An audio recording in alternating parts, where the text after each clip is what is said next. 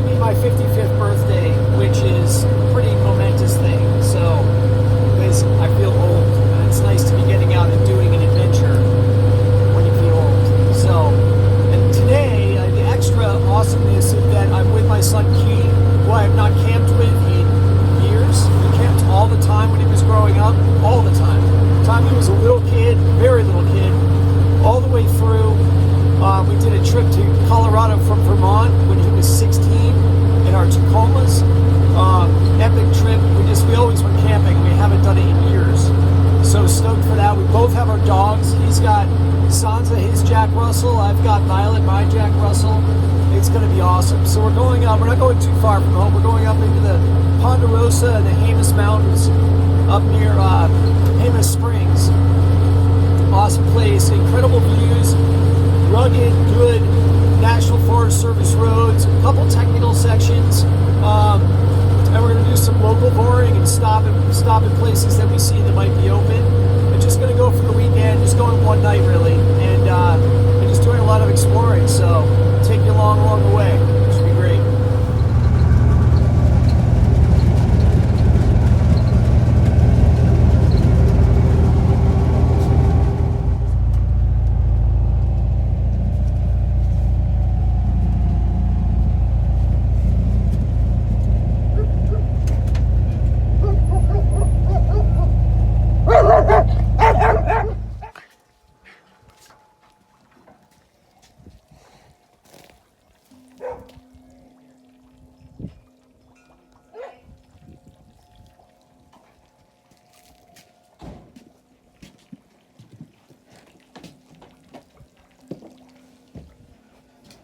And she gets ID'd more than I do, so.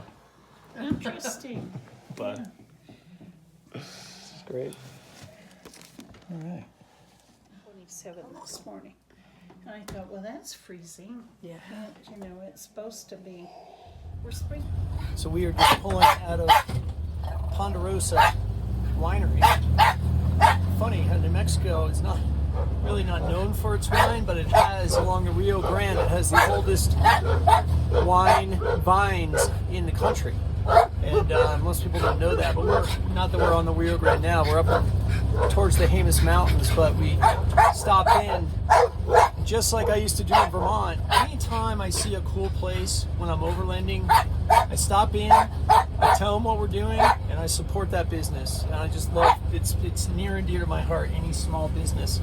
And especially ones that are out in the middle of nowhere and making their living by travelers like us and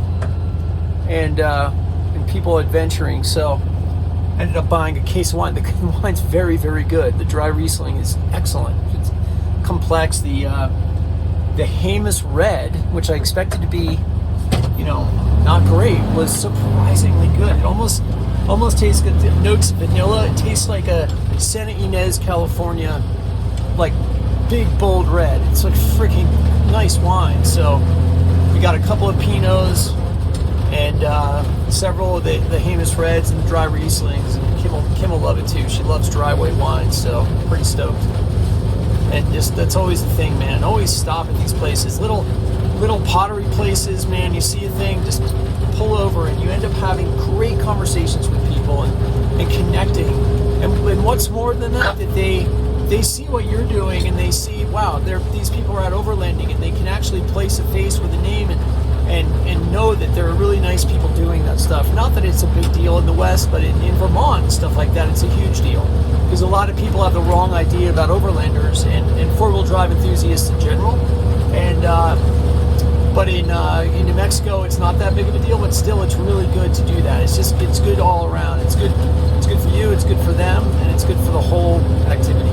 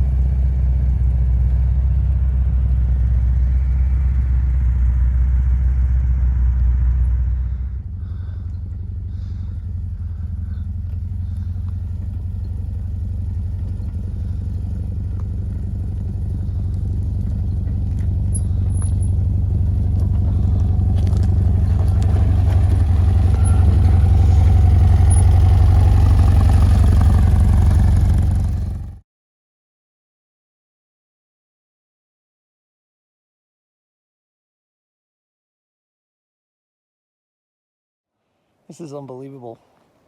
And we're discovering this for the first time as you guys are. We just looked on the map and said, oh, let's go check that out. If you listen closely, we have a river beneath us. It's going to be beautiful sounding all night. We have these spired rocks everywhere. We are in the Jemez Mountains of the Santa Fe National Forest. So rad.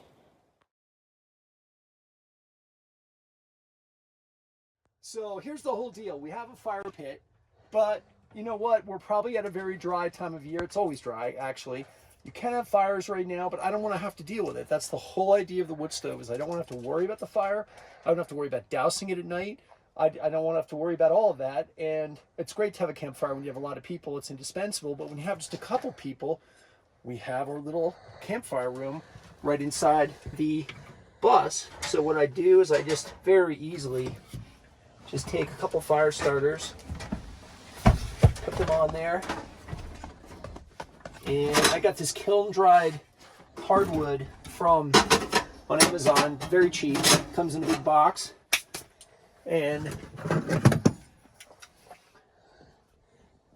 just going to make this a little more stacked, some airflow. I have these little, this makes it easier than using a normal lighter. So just blast it with this butane lighter. And it just kills it. You can see that it's already going. So you got that. And what I do, take it and close that and keep this open. It creates a beautiful little wind flow, and we'll be able to cook on this. We're going to cook a meal on this tonight, and we'll video all that, and then we'll let it wine. We'll be sitting around there when it gets cold, which it will rapidly because we're in the desert, and then I'll let it die down and go to bed, and it'll be too warm in here. I'll have to open windows by the time I go to bed, and then I'll close. I usually get up at like 2 in the morning, close the windows.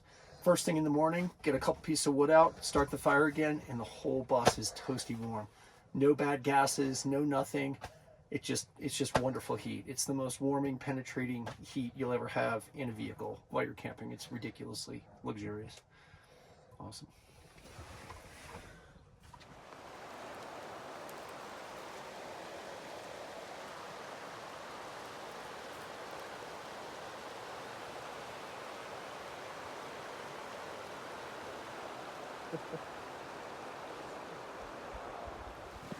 Wow. This person is ready to go.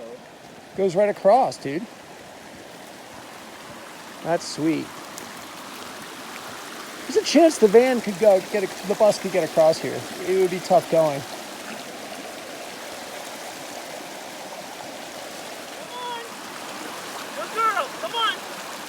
Good girl, come here! Come on! Good girl, come here! Come here! Come here! Do it! Come here!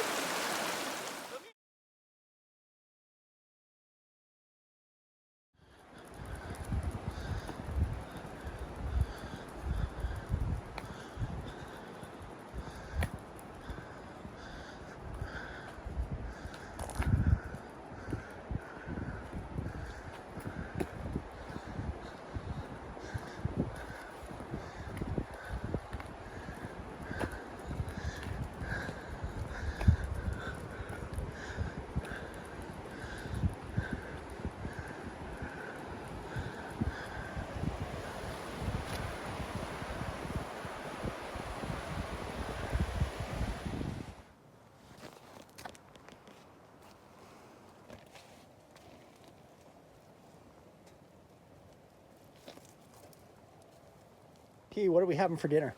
Alright, so tonight we're going to have my take, kind of like a Vermont Alfredo sauce with some gnocchi, and then a side, or mixed in some fresh Vermont, or not Vermont fresh, but New Mexican fresh pork shoulder roast, and Brussels sprouts. Nice. Key, what's the procedure for seasoning your cast iron pots? So when you're out here in the field, the best way to season, like, you can't do a long-term season because you really need to cook it for 4 hours inside a fire pit or inside an oven and really let the oil saturate into the actual metal. But my favorite way, if I'm just seasoning, because say you have like a slightly rusty cast iron and you need to use it for that night, what I'll do is I'll throw a healthy amount, clean out, scrape out as much as you can of the creosote, and then put a healthy amount of oil in there. Put it right over, we have it right over the open flame in here. And what that's going to do is the oil and the pot are going to heat up at the same level. Show them the open flame. And so this will heat up at the same way. You can see it's smoking right now. That's what we want to see. We want to see it very, very hot. And that's going to incorporate into it. So when I pour water in here, none of the rust or anything is going to seep into the water. It's just going to be nice and fresh. And we can see the flame coming up. I'm also going to cook the meat. I'm going to sear it the same way over that open flame. Get the pot, this cast iron, nice and hot. And then sear it on either side. And then once we get the meat cooked, I'll cook the Brussels sprouts in that fat because it'll just all be incorporated nicely. But today, just to get a little more flavor into this meal, I'm soaking the bottom in bourbon. And so while I'm prepping all the other stuff, this is going to get in some of that bourbon flavor. It's going to create a nice, like, kind of counter savory flavor to the meal. The sweetness of the bourbon will come out. And I'm also going to pour some salt over the top, which will also make the meat more tender, especially since we're cooking over a fire at such high temperatures. It's just nicer because I don't have a meat range, so I'm going to be fueling this by old school way, by natural fuel. So the salt will just give me a little bit more of a broader range in temperatures I can cook it to while still having that tender meat. Is the linebacker's son, which we're not sure where he came from actually, because I'm the biggest Vollers of all time and I'm 185 pounds and about 6 feet. He is a linebacker, so we really pretty much think Kim slept with a postman or something, but we're not going to talk about that right now. But no, he's way too Vollers to have Ann Ranazuski. He's actually a Guzievsky. Kim comes from, just so we're talking about this, Kim comes from Ukrainian and Eastern Bloc blood. That's where it comes from. So anyway, actually it's funny because people ask me while I'm talking about this, they ask me all the time, they say, dude, you're a Land Rover guy. Like, you're an English guy. You're an Anglophile. And I am. I really am. I still have Bumble, and I love Bumble to death. And Bumble's my four-wheel drive go-to. Bumble is my Land Rover event go-to. And Bumble is also probably still going to do some time in front of a big peloton of gravel racing. But Vollers is a Bavarian name. It's Fulles. And that's Peter Key Fulles. You know, so the Key is English. So I'm half English, and I'm half German. Key is in Francis Scott Key, and that's Key is Peter Key Vollers Jr. So half English, half German. So that's where the German comes from. That's where this love for VWs and all that stuff. And I've had G-Wagons in the past, which a lot of people will know me. Love G-Wagons. Can't keep them running. G-Wagons, unlike Land Rovers, are meant to be fixed in the field. G-Wagons are meant to never need fixing until they do. And when they do, let me tell you, it's a doozy. They're almost disposable. They really are. And they rust like a bucket. So just not good. So if you're wondering where Key is actually residing, this is our 87 Vanagon, which is not a synchro. It's a two-wheel drive Vanagon with a lift and all-terrain tires, which gets you like 70% of what a synchro will do with a lot less complication, a lot more reliability. And it's a weekender version, so it's got it's just super great as a daily driver. And really, this is our bike vehicle. So when we're going biking, or my wife and I are going camping, there's a little, there's plenty of room, and it's a huge bed, and it's really comfortable, and you can change in here, and it's great for just day trips, fall foliage tour to Colorado, amazing. Best thing about this, under that little jump seat right there in the weekender, that's where the porta potty is. So you have a little camp toilet in there, which you can go, like, while you're going down the highway, somebody could sit back here and completely discreetly go to the bathroom. I even show you that because it really is, it's the reason why Kim will go camping with me, is that little unit right there, the porta-john. It just folds up. You can sit right down and have it go. This whole seat folds back when there's not a Yeti cooler right in front of it. So that is where Key is going to be sleeping. And this thing is incredibly capable in and of itself with the nice big KO2s, BFGs. Incredible. So that's what he's doing, and this is sort of our family daily driver truckster bike vehicle. We put the bike rack on the back and drive it every day.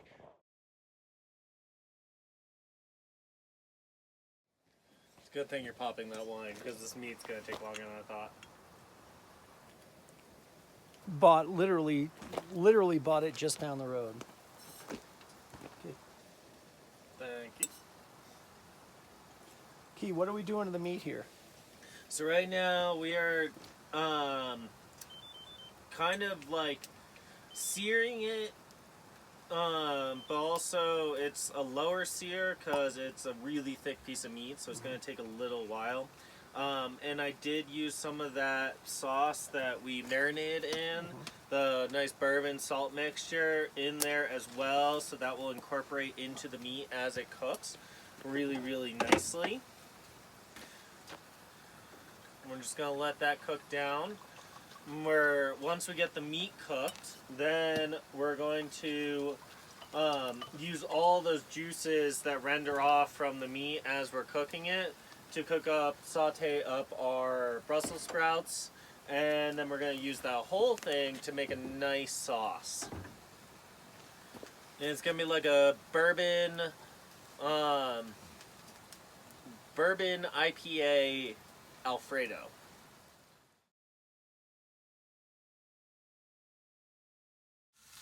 Okay, a little stove review. This is I think it's Winter Well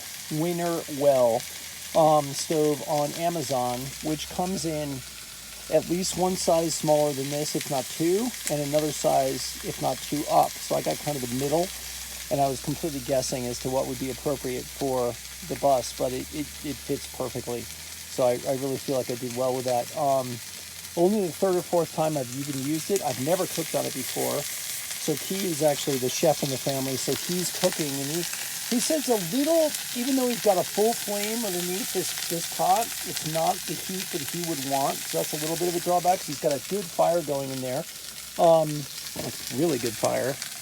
You know, it's blazing on the inside, so it's not going to get much hotter than that, but it's doing the job. It's starting to get up to temp now. It's starting to get up to... It took a second because I let the fire go down when I was cooking the pasta because I wanted more of a medium temperature. Mm-hmm. But now that I nuked it, I restocked it for the meat, and you can see like it's already starting to bleed up, which means that we're getting close to a good rare.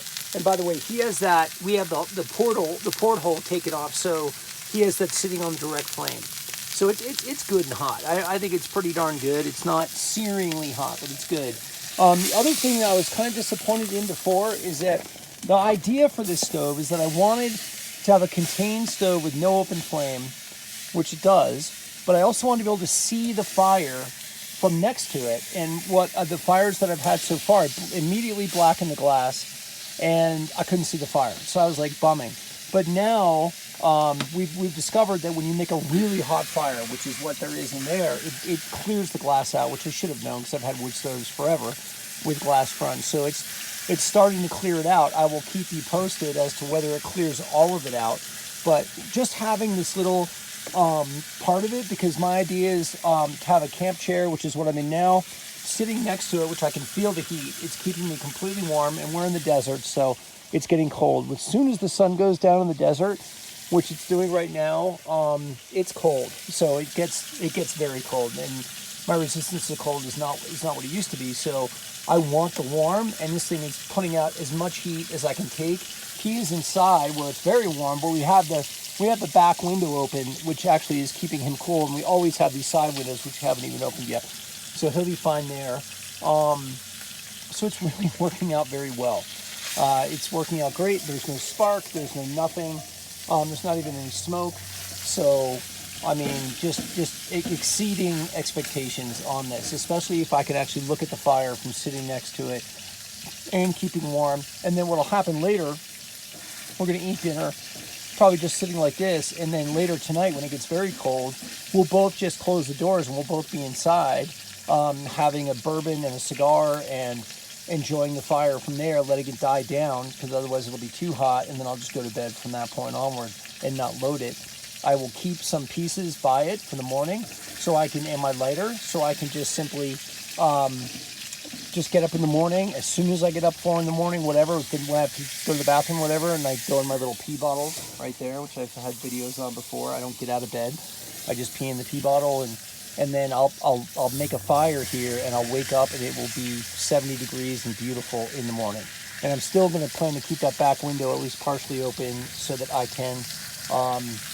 We can see the browning of the meat right now. This is my favorite time. The aroma's in the van because it keeps all in here. Oh, it smells good in here. I am psyched. This is going to be tasty. Love it. We'll keep you guys posted. We're going to take a lot of footage of this meal. It's our first one in the bus. Okay, Key, what are we doing now? What phase of the meal? All right, so we cooked the meat. And so now in the meat juices, we're cooking up these Brussels sprouts, and our hopes are to get a little crispness on them. We'll cook them to a nice brown, darker brown, and that will taste really nice mixed in with everything else. And therefore, we get our greens in. So it's a healthy meal. And these are just raw Brussels sprouts. You didn't soak these. These are literally from the farm. I did season them a little bit with salt, but that just makes them a little bit more crisp when you fry them.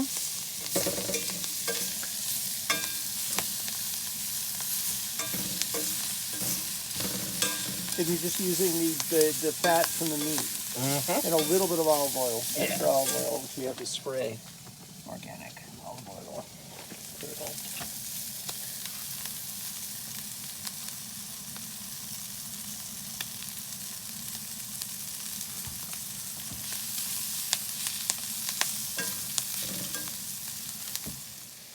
I am deglazing the bottom of the pan with a little bit of beer. Show them with the beer. And it's our Mass Ascension IPA, and that will actually flavor into our sauce a little bit later, along with those bourbon flavors. But the nice part is it makes it so we don't have to clean the pan after, we just have to wipe it out. Nice.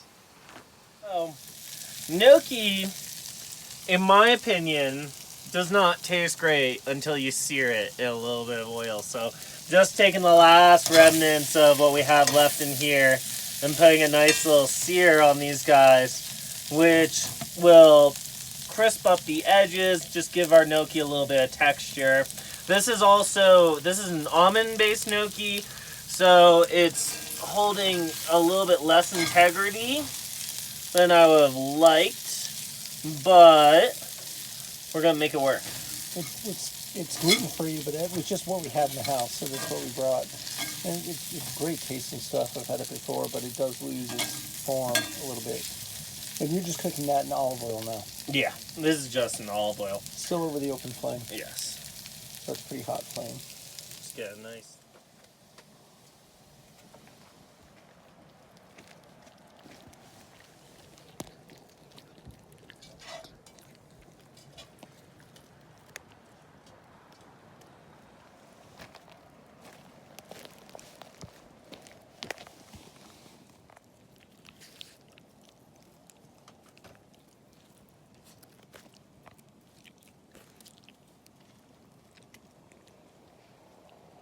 So right now I'm making the base sauce. So I took some of the water that we cooked the noodles in because I want that starch. And then I'm mixing it with heavy cream.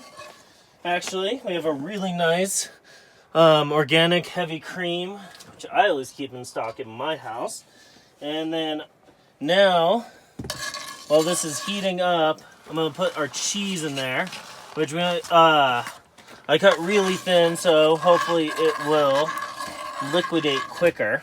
And this is a Tillamook cheddar and Swiss cheese mix, which is Tillamook is, I think, a Pacific Northwest cheese. It's a sharp cheddar, so we're going to offset that with the bourbon and beer that we used in the other parts. We'll offset the sharpness of the cheddar, make a really nice sauce. Did you season this pan other than the normal seasoning? Did you put any more olive oil in? So actually what I did was I only cooked the meat to about 3/4 of the way done. And so for the last little bit, I cut it up and put it in here. So the only seasoning at the bottom of this is actually the fat from the beef. Perfect. Pork. Pork, yes, pork.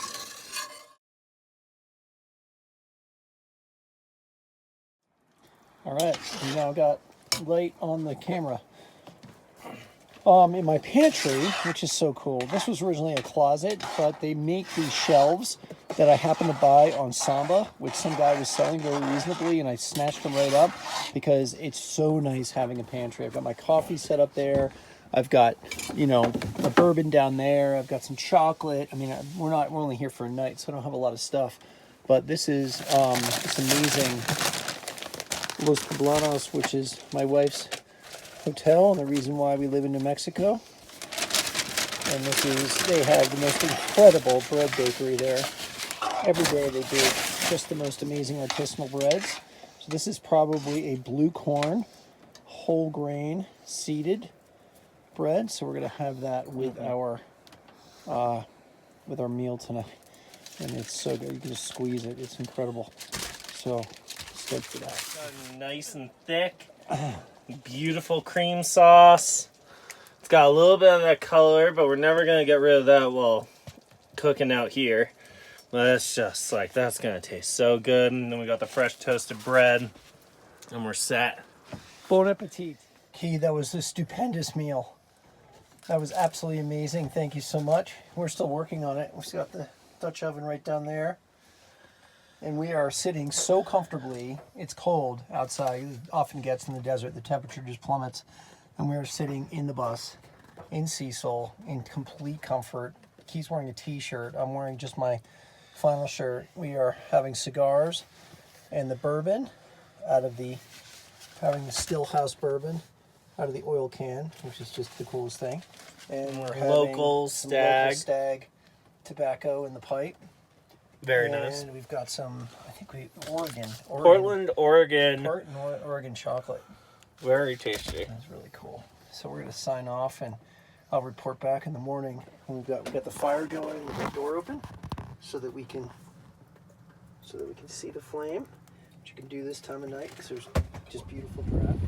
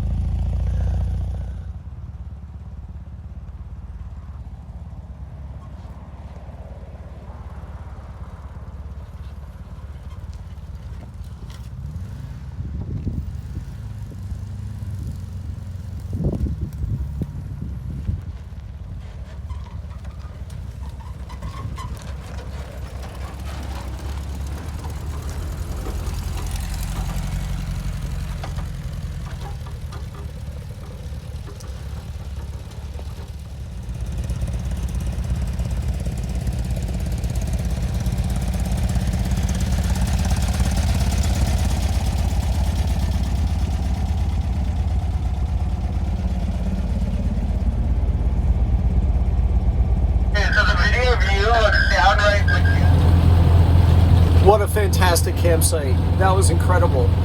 So we are in the canyons in the Jemez Mountains in the Santa Fe National Forest. I think it's actually the Santa Fe recreational area near the tunnels. And we just found this amazingly beautiful campsite with just a little bit of challenge to get to it. So it was nice and clean. It had a fire pit, but with the stove, I'm not even going to use an outdoor fire because it was so ridiculously comfortable. And like I said in previous clips, we made dinner on the stove with the door open while it was still daylight.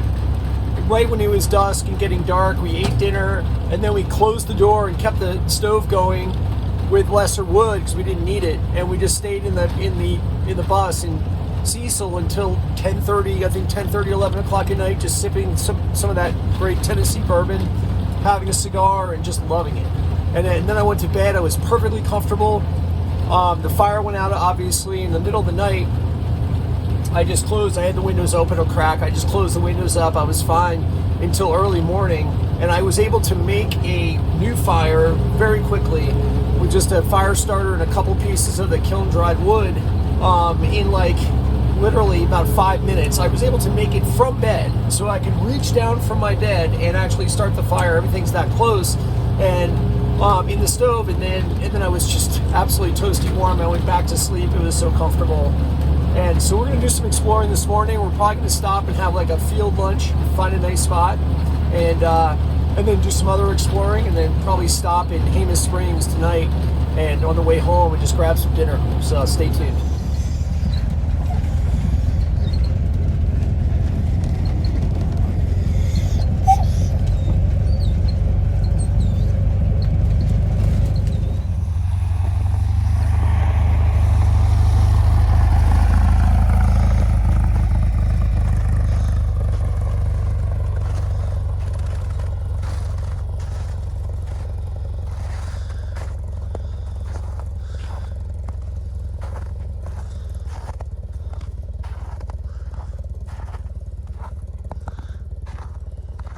In the mountains right now. We're almost at 9,000 feet in the Jemez Mountains. There is some snow. I have yet to drive Cecil in any kind of snow, so this is pretty cool. There's not much of it, so it's not too bad. But we're just gonna explore this one trail. A lot of the trails are still closed up here till April 15th, so we happen to find one that's open. So we're gonna see if we can go to the end of it. It looks like there'll be some good views as well.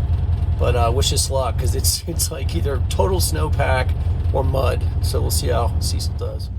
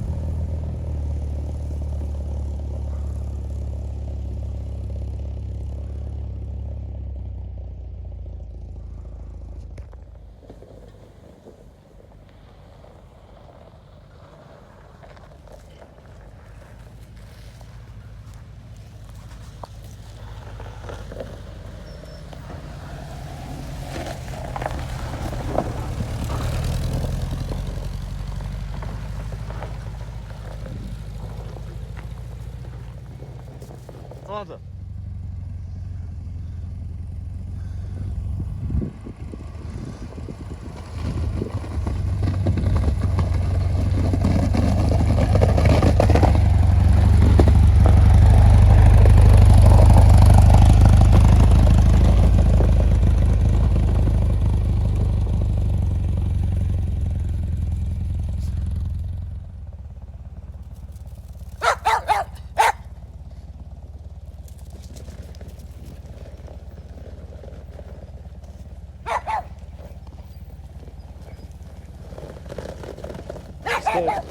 Stay.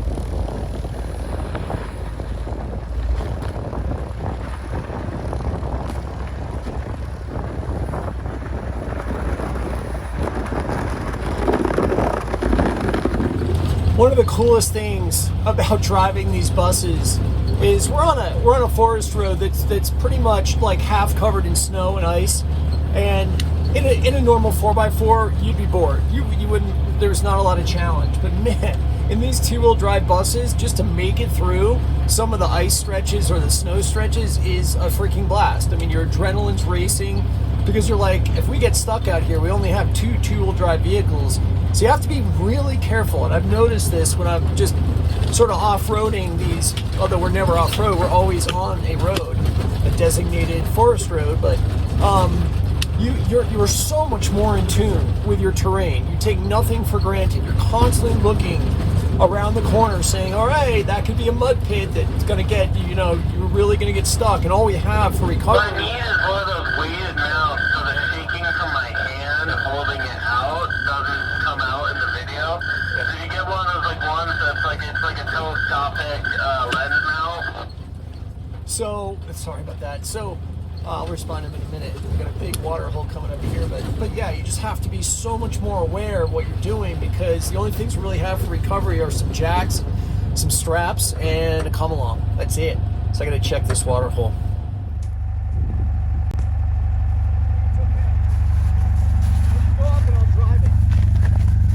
So what were you just doing? I'm just checking, always check the water holes. You never know, it looks like it's pretty benign. It's on a pretty well-maintained road, but you never know when it's just a pit. So I always just get out, take the extra 2 seconds, check it, especially with these vehicles, and just make sure it's firm. It's still gonna be challenging because there's ice. We'll see how it goes.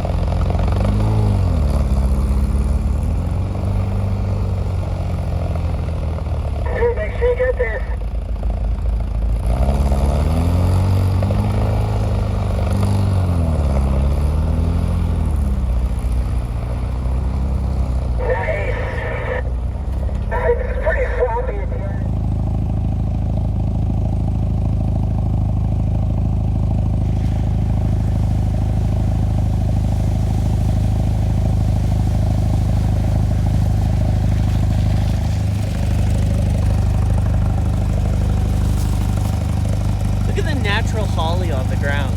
Just followed a forest road finger for miles through a lot of snow, and this is what we were rewarded with.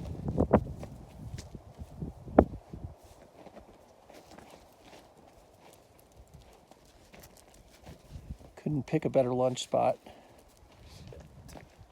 Yeah, dude.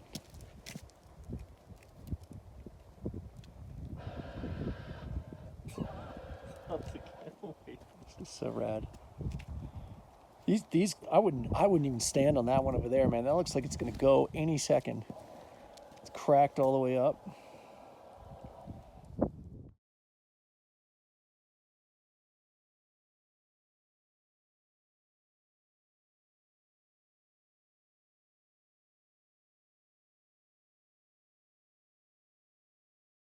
So the bus only has like 8 gallons for gas, and the gas gauge doesn't work. And from what I'm told from other bus owners, they almost never work in any of them. So you have to kind of watch it. We've been out. There's no fuel even anywhere close to us. So we fueled up at the beginning of yesterday. So I was like, it's time to refuel. Especially we're in the middle of nowhere right now.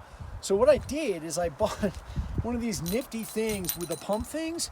And in the past I've owned these and they never worked. Well, they've gotten a lot better because we just did it and we unfortunately didn't film it.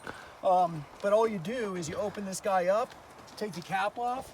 I keep the 5-gallon tank on there and just go up there and you just bob it like this all the way to the bottom. Do that. Whoosh. I mean, it emptied faster. It emptied the 5 gallons into the tank faster than if we got the tank down and poured it in, like twice the speed. So this is just a game changer, and I don't have to get the tank down. That just stays super solid up there. Awesome.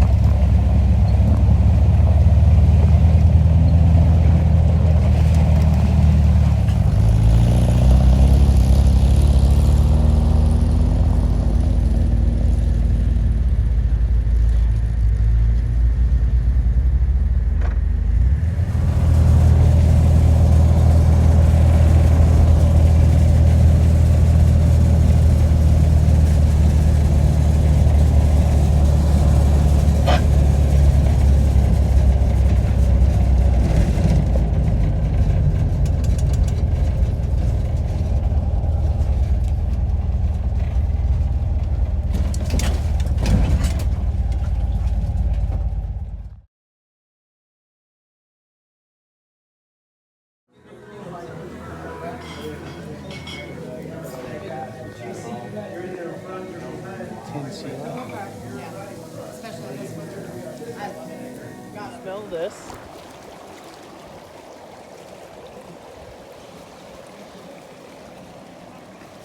Oh my God, what is it? So that's curry plant, which somebody Freaking awesome. taught me when I got here.